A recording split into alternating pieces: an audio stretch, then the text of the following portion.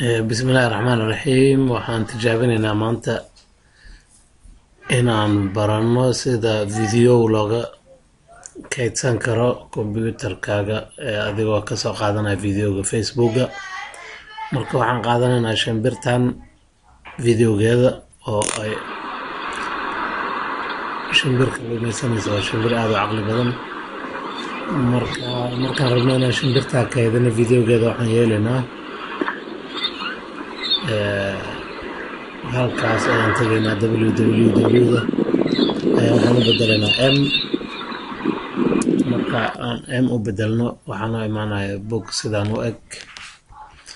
marka boggaasaan waxaan hoos u raacaynaa ilaa aan ka helno shimbirtii aan rabno inaan kaydsano videogeeda. marka shimbirtii hoos ayay jirtaa.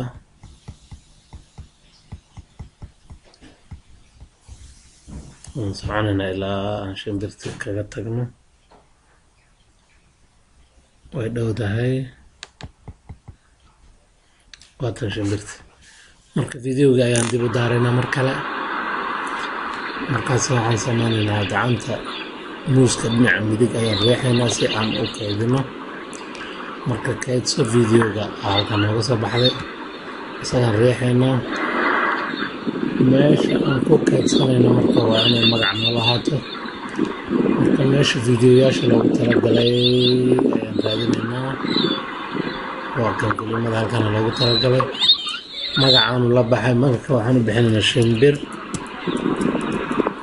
waan kaydinaynaa marka shimbirtu waa taa halkaasi noo gashay iyadoo mp4 ah.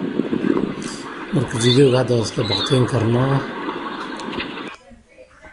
marka waxaan yeelaynaa shimbir faylkii ahaa oo aan ku kaydinay video ayaa waxaan geysanaynaa google drive-ka si aan meelo badan oo aan rabno ugu dhageysano sida mobileka iyo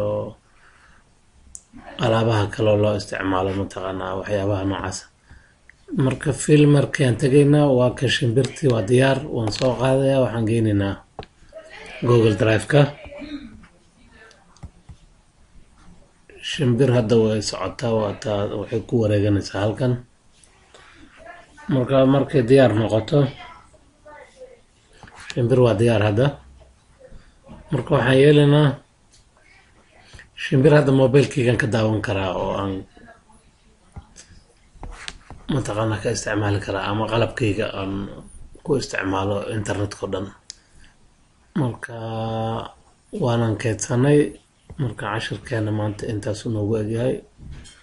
waana aada mahadsantihiin.